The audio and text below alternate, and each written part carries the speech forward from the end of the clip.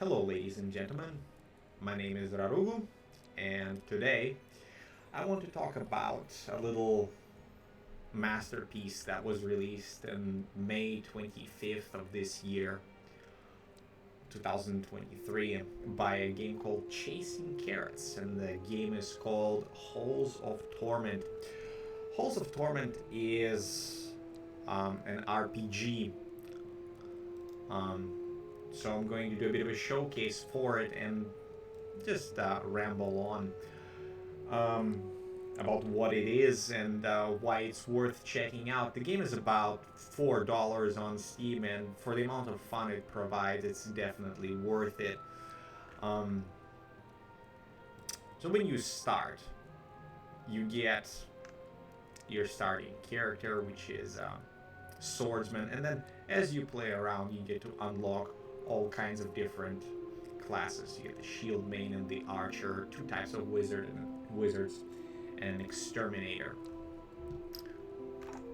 The options are fairly simple: full screen versus not full screen, just a little bit of volume adjustment.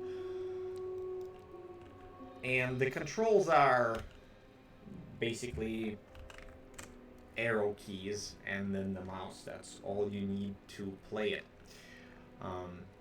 I've played the game a fair bit, about 20 hours, and the amount of fun that it provides is just phenomenal. In fact, this is a worthy successor to another masterpiece that recently came out, which is called The Vampire Survivors. It's not quite the same, but the style of game where you pick a character and then this character is, shall we say, the point of focus. And you have to defeat monsters, gather various gear. It has a particular appeal that I enjoy. It's not your AAA game where people spend millions of dollars on cinematics and animations. It's indicative of the NES era and time, where it's not about the graphics, more like the gameplay. So let's dive into it. Again, you get various characters with different play styles, and what you have to do essentially is you start and then you go into those little doors. You encounter a few NPCs here and there, like this well keeper over here, and this guy who is currently nameless because, well, there's a bug in the game and it's early access, but it's no problem. Anyway, what this guy does, which is, let's say, a potion master, right? He gives you 4 different types of potions that you can use in order to alter your skill selection as you progress and level your character. And the well keeper is a person that, shall we say, he pulls the items that you find in the depths from those depths in that little bucket, and then they are gathered and collected inside of your stash. It's a very simple system. There is not much complicated to it. The properties are not too complex. There aren't really mathematical formulas that you have to follow. It's very simple to get your way around. You get some bonuses. So let's do a playthrough. So at this point in time, right, there are 3 areas to examine, really, to go through. You start and you go into haunted caverns, and if you complete various challenges, you can go into ember grounds, and then finally you unlock the forgotten viaduct. So before I go in, actually, I'll show you. Inside of this little quest selector, you can take a look at different tasks, shall we say, or achievements that you can unlock.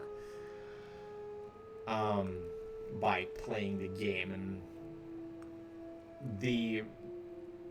currently I think the top puzzle, really the difficult puzzle, is to reach level 100 with your character. You start with a level 1 hero, then you get to choose what kind of a bonus your hero gets, and then after that you basically get to fight a boss at the end of the level. You get 30 minutes per game, and you get gold, and with that gold you can either retrieve the items from the well or unlock various bonuses such as, area and projectile size, attack speed, that sort of thing.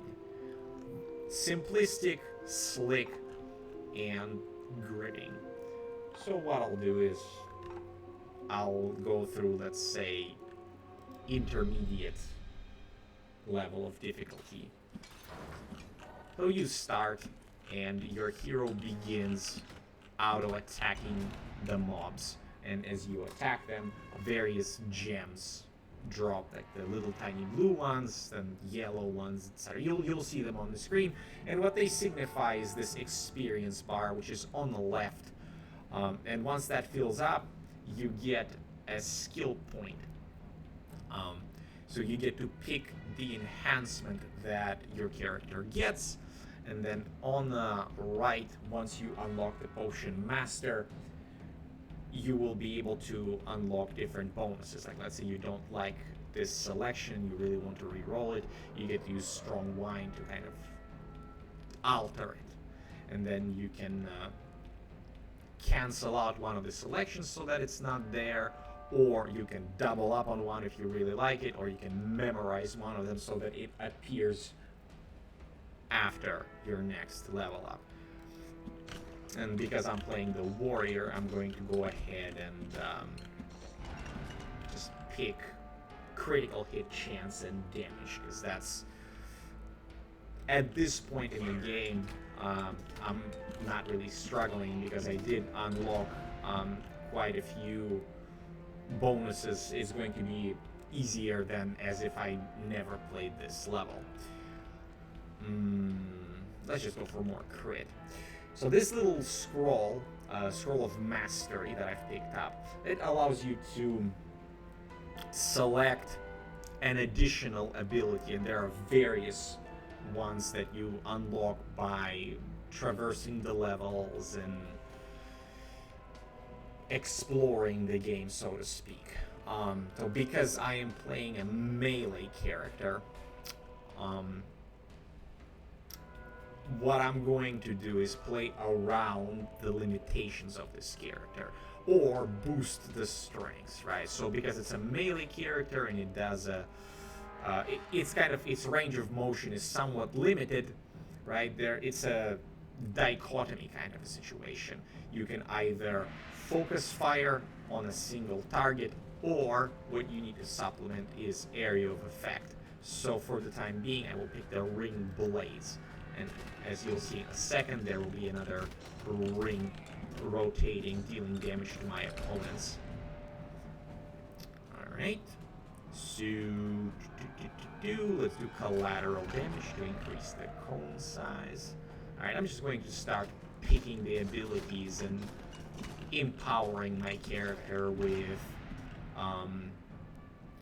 different boosts. So, in this case, we see that there are some specialty selections, weapon proficiency for damage and coverage, and I like both of them. So what I will do is I will use the potion of memories in order to memorize this one, so that I potentially can pick that selection next time when the level up happens.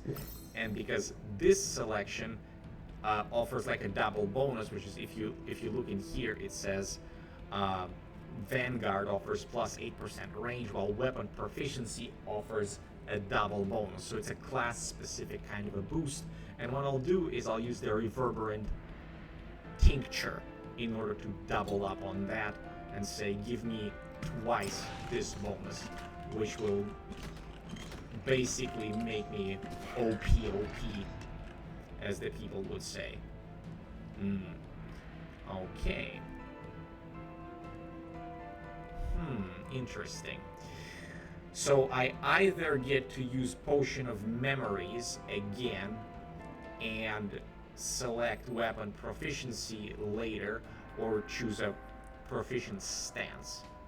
Let's see, critical hit chance and block speed. So I think because I already have weapon proficiency, this is going to lock it inside of the roster of skills that I've selected in the past. So I'm just going to select proficient stance with blocking to invest in the future and get my defenses going. Also, on top of that, I'm going to start moving forward to my next objective. Okay, let's see here. There is the coverage, range and cone width, or base health. So do I want to go for tankiness or coverage? I'm probably going to go for aggression and range instead. Also, something to note, there are various objectives on the map which I've mentioned in the past, and if you can pay attention to the corners of the screen, you will see that there are basically icons that are spinning, and they're showing the pickups that you can find around the map. So I'll just keep progressing, killing monsters, trying to be efficient with my time and the damage, because as the time progresses, the waves get tougher and tougher to defeat. Therefore, if you don't deal damage and you run away from them, you will not be powerful enough in order to defeat your next opponents. Alright, let's see here. Okay, so this is all in motion. Let's just pick strength. So, the object of the game is to run around, empower yourself, see if you can overcome stronger waves, and then kill the bosses. It's basically your standard power fantasy for any gamer, if you will. That's how most games kind of sort of work. Yeah, so basically what this is going to be is just a demonstration of the level. And we have 30 minutes worth of time. You can see in the bottom right hand corner there is an indicator of the time, and if you are capable enough, you will reach a 30-minute mark, and once you reach the 30-minute mark, there will be a boss fight. And there's a mini boss that now appeared, and once I defeat that boss, there will be a reward, assuming that I direct my attention to him appropriately. The controls in the game are something I want to kind of go back to for a second here. Again, they are very simple. You can turn auto aim on, and if you do that, you essentially just need to make sure that you guide your character and your character doesn't get damaged too much. Alright. Lightning Strike, Dragon Breath, and Meteor Strike. There's a question. It does look like a bit of Vampire Survivor, doesn't it? Yes, it does.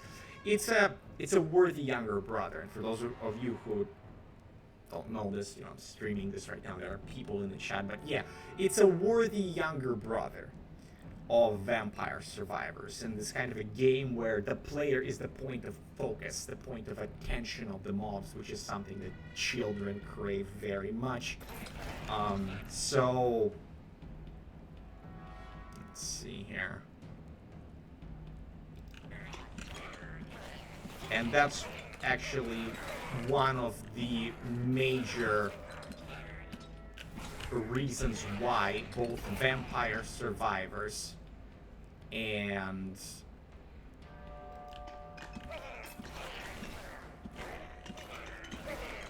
Halls of Torment are receiving such positive reviews, because in the crux of it, at the base of both Vampire Survivors and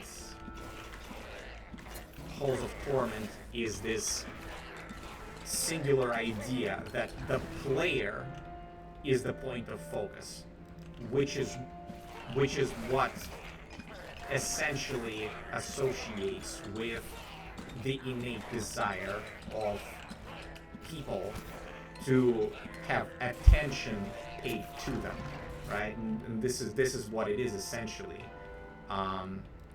You run around and everything in this game pays attention to you. Granted, they want to kill you, murder you, tear you to pieces, what have you, but the point is you are being attended to. And this is something that young adults, teenagers, and children want. This is actually not even from the point of view of age. In marriage and relationships in general, attention, being paid attention to, having attention of someone else is something that is highly desirable. And this game just speaks volumes to that. Right? Let's see. Dragon Breath or Meteor Strike? What do we want to pick? Let's see. I'm going to pick Meteor Strike because it's flashy. Ooh, Fire Affinity. Sure, let's go for a Fire Affinity. Why not? Gonna go for that area of effect to supplement the abilities that I have. All right then. So now that we've picked some of those masteries, our skill tree has the option to empower the masteries that we've selected, reduce their cooldown, improve their frequency of use, improve their damage, etc., etc. Explosion area or fire affinity. Let's go explosion area. So in this case, this is a good example of what the game is doing when it comes down to selecting a skill tree. You don't really see the skill tree, but after you play the game for a time or two, it becomes apparent. Is that in this case we have mutually exclusive choice. We either pick an area or an attack speed, meaning the frequency of use. So I'm going to go with attack speed in this case because I prefer I prefer it. Right? So let's not make it complicated here. It's not that big of a deal. I'm not really trying to be super efficient here by any means. Range of weapon and code width. Yeah, sure, let's do that. Something that I should mention is that the toughness of the level is palpable when it comes down to selecting your stage. At this point in time, the game has been out for less than 2 months, and we do have 3 levels. The original level, or the basic level that starts, which is some sort of grounds that are I don't remember the name of it, but it's the first level that you get to try. It's you don't get nearly as much experience, and then as you progress through the into the second level, the monsters get tougher, and you get more experience through that. You get more gold, more options. Ooh, interesting. In this case, multi-hit, right? Plus 10% additional attacks. I'm going to double down on the multi-hit because that's essentially a possibility of multiplying the damage by 100%. I think so, at least, where our sword is going to hit us twice. So now that we've hit a 6-minute mark in this playthrough, the types of monsters change. They become tougher. We get, a bunch of dogs trying to attack us. And if you don't have enough power, there's another mini boss. If you don't have enough power, they're going to overwhelm you and you're going to die. But because I already have about 22 hours worth of experience and I've gathered enough power-ups, etc., I'm going to dispose of them in short order. There. Got it. So now that the boss has died, let's take a look at the loot. Alright then, so we get to choose an item from the mini-boss that showed up. You can see that Firewalker boots, there's an indicator in the bottom left that says they already have been retrieved, which means picking them will do nothing. So they are retrieved, but they haven't been purchased from the well keeper yet. Whereas this wind crown, it's already owned, and unfortunately it does absolutely nothing. If you just pick it, it will be in the bag and you get to collect up to 4 items in it. You can discard them if you wish.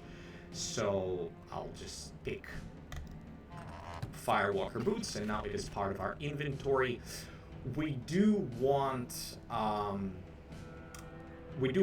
to, I think, wait and see if we find another item of interest and then use the well in order to bring it up and add it to the roster of available items for other characters.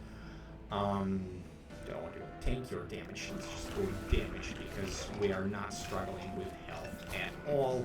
We're dealing with the crowds appropriately, and we can just continue moving toward our objectives, break pots, gather gold, gather power. The process of gathering upgrades, unlocking characters and all that, it's quite fun. And for the value of $4, this is no question, at least to me, that Halls of Torment is worthy of time and attention. By comparison, let's say if you want to get something like Diablo 4, which I've played ample amount of hours, Diablo 4 can cost you anywhere from $60 to $100 depending on the edition, and not everybody has that kind of income. Or let's say if you are, if you have a family and you have children and you go to like a resort, you can go ahead and be sure that getting $100 ready for that arcade where they give you fluffy tickets and toys that are disposable and useless, it's certainly gonna happen, right? It's just kind of a waste of money for the entertainment value, whereas in this case, $4 gives you a good bit of nostalgia, and you essentially get to test your efficiency skills and your accuracy to see if you are capable of navigating the terrain, beating the mobs, and, well, improving your decision making. This is a simple test of can you deal with a small amount of stress while disposing of your enemies and challenges and whatnot.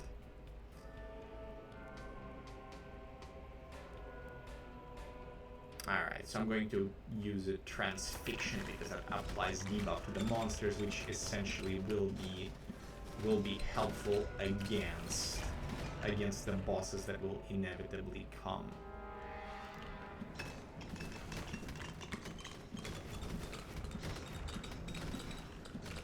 Just walk around a little bit, go toward our next objective.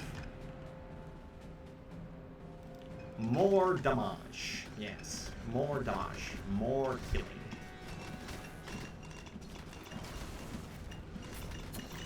Ah, how fortunate. I just picked up a magnet. There's this little icon which is spinning in the kind of close to the middle right. It looks kind of like a hand. And what that is is, as I said, it's just a magnet that essentially pulls all of those little power-ups wherever they are in the level, makes it very convenient in terms of gathering, so you don't have to be thinking about, oh, am I playing efficiently? Am I going to lose this power? So let's say you walked around and you have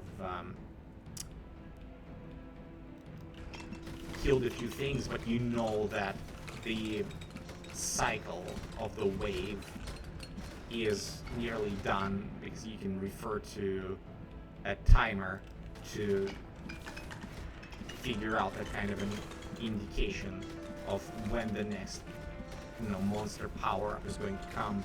You can play accordingly, and then you can position yourself in the level near a power-up or a magnet or what have you, and then you can pull in your... Oh, I missed a multi-hit. That was a mistake there. I should have picked a multi-hit. Well, maybe it'll appear later on. That's okay. Alright.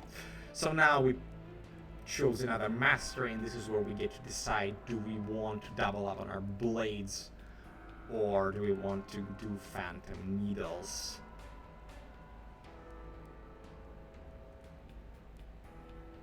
Multi-hit increases attack speed, adds 2 projectiles per cycle, slow effect, or fragility effect.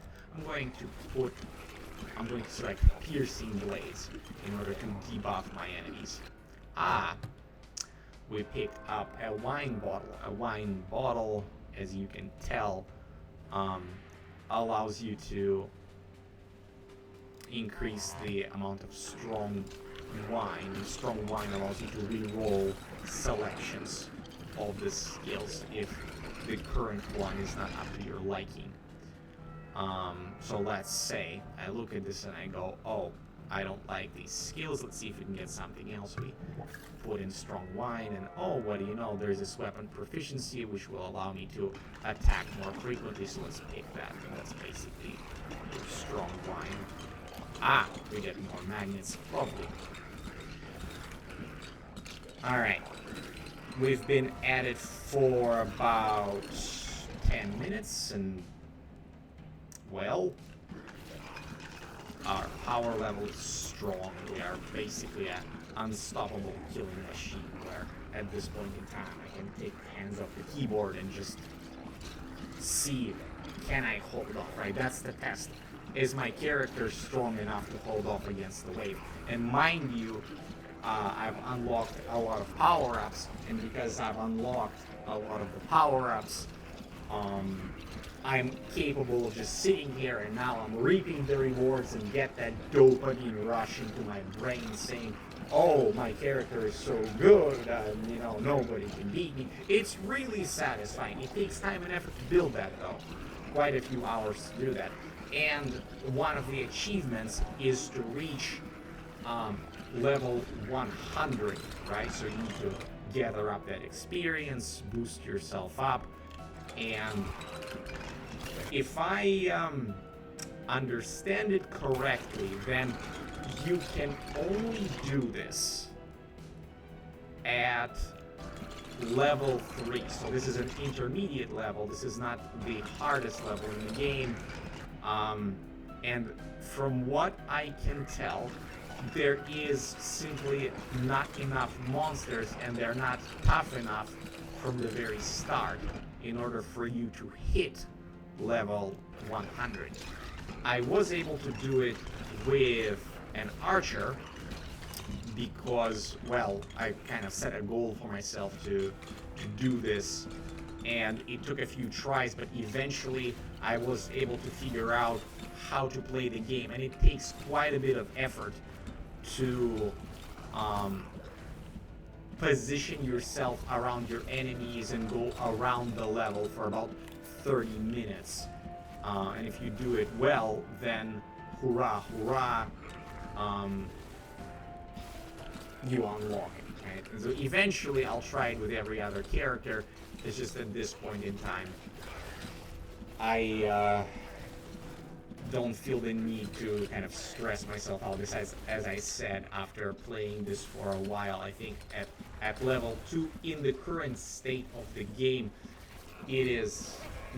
there is simply not enough experience generated. You can get to maybe level 80, 85 at this level, something like this. More damage. Yes. Go forth and slay.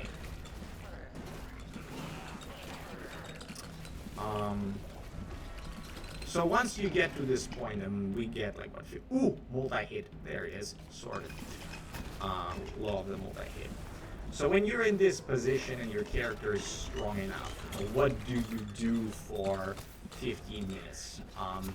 And because there are icons on the screen that kind of guide you around the power-ups, and you don't need to worry about missing something. There's actually on top of that, there are other power-ups that you can find for your potions and whatnot, and you can put on a special amulet that allows you to spot those power-ups around the level.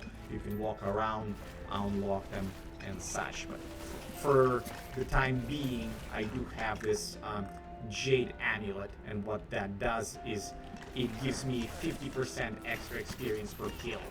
So this is why I'm able to progress so quickly. This is not your normal pace. Right? It takes time to build that up. And running around, breaking pots, gathering gold will just allow me to unlock more power for the rest of my character roster to just kind of finagle with it. Sorted that boss out. Meteor spawns additional smaller projectiles. Nice. Let's double down on that dude. Oh wow, we are just wrecking that boss. No chance. Just gotta avoid the green goop. Movement speed, oh, more damage. Lightning strikes. Radiant hour electric. Enemies struck by the lightning strike have a 50% chance to get electrified. Sure, let's double down on the electric strike as well. Why not?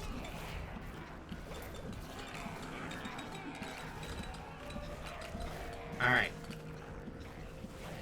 I'm just gonna stand here for a while and ramble and think about the nature of gaming in general, right? So why is it that games like Halls of Torment attract us? One of those points I've already made, which is every player, when we play a game, whether it's a video game or something that involves physical or mental activity, like chess or soccer, what we enjoy is being in focus, whether we are focused on something as a player and we accomplish objectives, or somebody else pays attention to us and we get applause, right, for it. You have soccer players, you get fans gathered all around them looking at them, or if there's a game of performance on stage in theater where people act as someone they are not and they get praised for impersonating somebody else.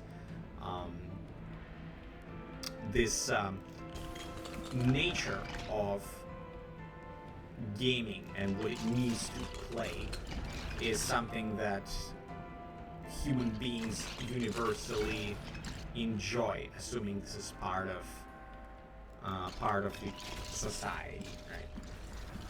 And you can find elements of play. Oh, got damaged a little bit there, but that's okay. Own both of these. Let's see. I think I cannot retrieve that anymore, so it's kind of a useless pickup. Hopefully that will get patched, and if we own an item, it should not show up in a roster of pickupable items. Anyway, I digress. The nature of gaming is about deriving enjoyment and being entertained by an activity. So, in case of Halls of Torment, I would say goal one is to be able to build and design a character that makes you feel empowered. After about 17 minutes of play, I built a warrior that is an unstoppable force. Now that I've said that, of course, I'll get overwhelmed eventually, right?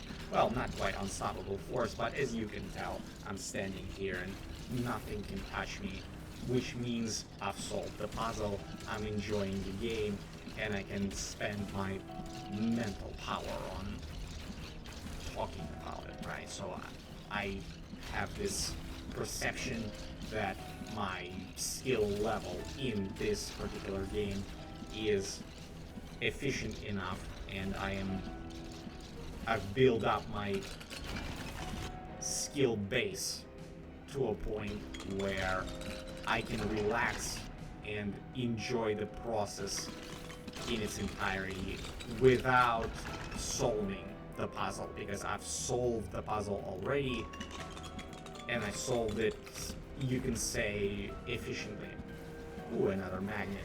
So, if you can see right there's this little magnet that spawns. So for the time being, I will simply stand here and let my character destroy the mobs, and eventually I will pick up all of those experience gems, if you will, or orbs, or whatever they're called, and then see how many more levels do I get. And so this sense of satisfaction of building a powerful character in a role-playing game, in this rogue-like, it's not quite a rogue-like game, because we do get to keep some of our gear power. Although, you know what, now that I think about it, in games like Darkest Dungeon, we also get our power-ups and move them in the inventory, or what have you, build a team. There is some sense of storage, some mechanism of storage and progression. So this is a similar style of that, where we've done our work, we've solved the game, and now essentially what we are being more efficient with it as a gamer, as a player, and we get to reap the reward of relaxation and enjoyment that is happening as the result of our efforts. Which is why chasing carrots as a developer, as a company, deserve kudos when it comes to the choice of picking what kind of entertainment to make, especially considering that today when you go on Steam, you can find all sorts of games, and some of them may very well be not worthy of people's time, and in some cases I would say those games outright should not have been created at all, because, how should I put it, there are some games that prey upon customers and prey upon underage groups, where children go into the platform such as Steam, and then what they want is they just want to play a game after going to school and doing their homework or whatever, but then when they browse the categories of games, today it's difficult to protect young minds from malevolent influences, and there are plenty of those online. Even on platform, well, on just about any social media, if you will. That being said, joy of gaming should be shared among people, and as far as deriving value or some sort of a skill from this kind of a game, you know, Halls of Torment is, I'd say, for a small family competition, it would be worthy, right? Worthy to take a look at. Let's say, you know, you're a parent and you want to share the joy of gaming with your kid. You can absolutely get one for yourself, get one for the kid, and then you can, you know, compete which one of you can get closer or faster to a point of being somewhat infinite, where you know, you build a character, you do it well, and then you ask questions such as, what makes the character efficient? Why is it that when I spend 10 to 15 minutes of time, my character is like this, and I'm able to simply stand there and reap the rewards, and your character struggles and you have to move around, if this happens to be the case. And notice how I'm saying it without mentioning which one of the family members built the appropriate character, because not appropriate, the efficient character, because you'd be surprised how prolific and capable young generations can be at figuring out puzzles like these. And then parents get to appreciate the humility of what it means to understand whatever kind of process of puzzle solutions. Yeah, so there's much benefit to using games and computers in particular as a baseline for bonding between people, right? This is what gaming is about in many ways, is to build up communities, bond with others, and share the joy of entertainment that games provide, which Halls of Torment definitely delivers on. In about 4 seconds, another boss should appear, I think, either 4 seconds or a minute and 4 seconds. We can see that the waves died off, and let's see if I remember it right. There should be like a huge snake circling around. Yeah, there it is. There it is. Let's see if I can still stand here without being killed. Ooh, I'm taking a lot of damage. But which one of us is gonna die first, the snake or me? Alright. It looks like I am ahead in terms of life. It looks like... And... voila. Yep. I'm actually capable of killing the snake. Alright. We do have an item that was not claimed yet. Spellcaster gloves. When you do not use your main attack for 2 seconds, your abilities become stronger over time. So, as far as this item goes, actually, what I don't know is, does increasing attack speed improve that or not? But I think I will retrieve that item rather than the ball. Where is that magnet that I want so much?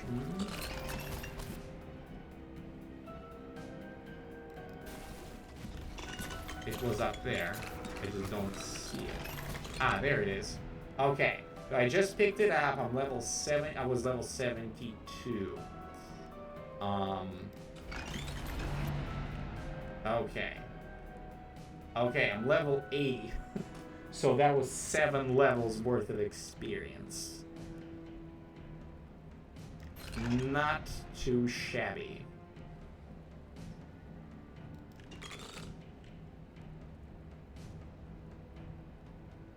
Should I get some metabolism? We got 5 minutes. Yeah, let's get some metabolism. Let's get some regenerative powers. Okay, let's use strong wine because I don't want any of that. Crit chance. Crit chance is always welcome. More life or metabolism? Metabolism. Metabolism? Attack speed. Why not? Life points. Let's get tankier. Attack speed. Level 82. More metabolism. I am basically a Wolverine at this point in time. I have an X factor. Well, I don't know about X factor, but still. Alright. So, I'm going to head toward that bucket over there in order to retrieve the spellcaster gloves. Ooh, I gotta be careful here. If I don't dodge these little slimy things, I will die.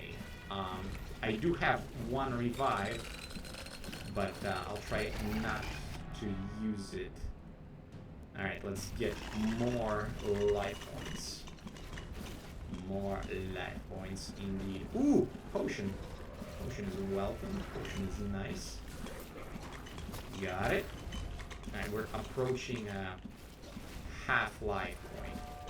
Unintended. Very half-life point indeed. Alright, 4 minutes left.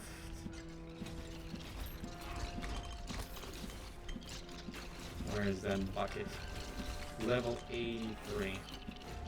Who knows, maybe I could have gotten into upper 90s with the leveling. I don't know about upper 90s, but I am definitely not being efficient here when it comes to killing, because I just want to showcase the game rather than try to impress somebody needlessly.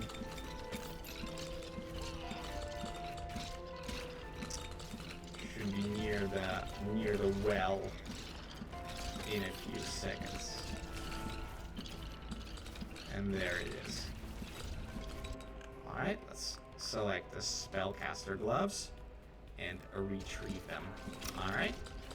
We now have this item in the roster of the well keeper, which we would have to purchase with gold.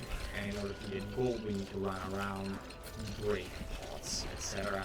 And if I understand it correctly, when we pick a magnet, that does not attract the gold that we break, or that we find, right? If we do not pick up the gold with our character, it will not be pulled in via the magnet. And there it is. Okay.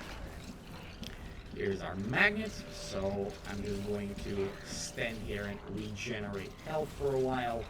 We have 2.5 minutes left until the boss shows up, and once the boss shows up, we'll see which one of us is the real boss.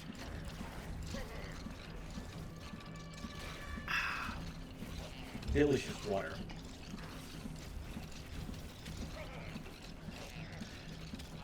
So, in short, if you can call 30 minutes short, I hope that this little review and an example gives you a solid idea about the halls of torment and what they represent and what you can do with them, and maybe you will derive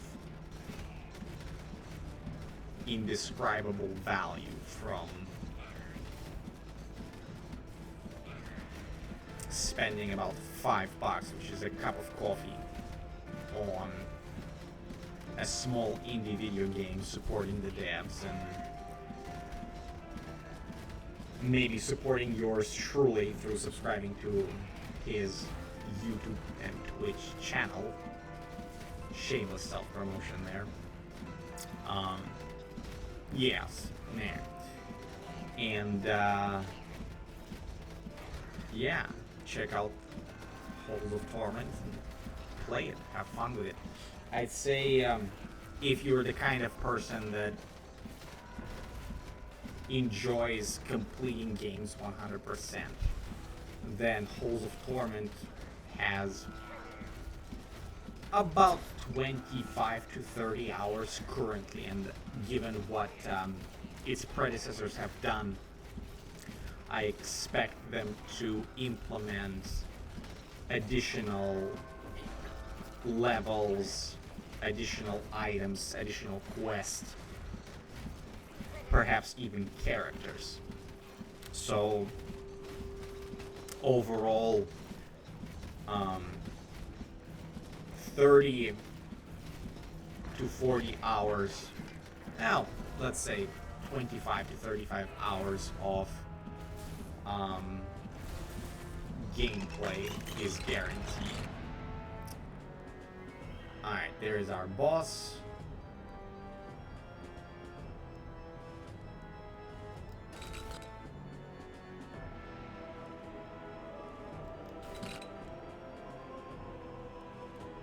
Let's do the final power up.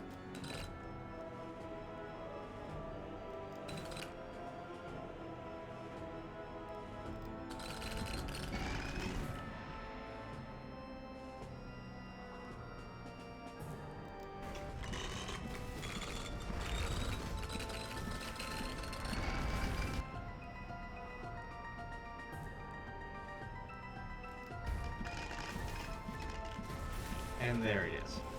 This is how I normally complete the level. You know, I run around, get the bonuses, and then when the final boss comes in, then I get the rest of the XP. And this is the key to essentially successful finish of a level. And every boss has their own little mechanics. They're similar in some ways, which maybe the devs will alter here and there, but essentially when the boss comes in, you get to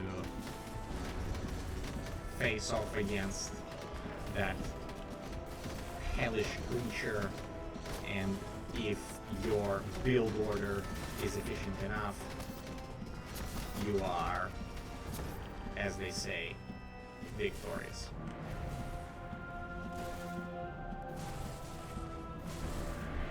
And there it is.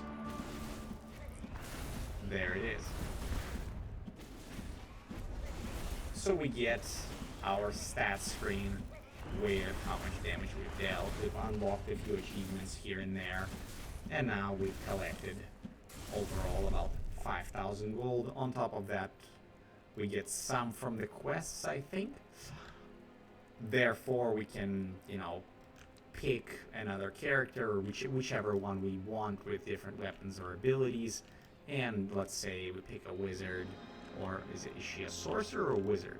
Let's see. Sorceress. Let's be correct here.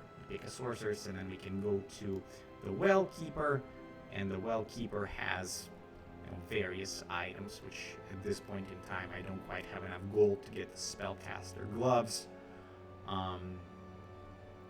So I'll hang on to that.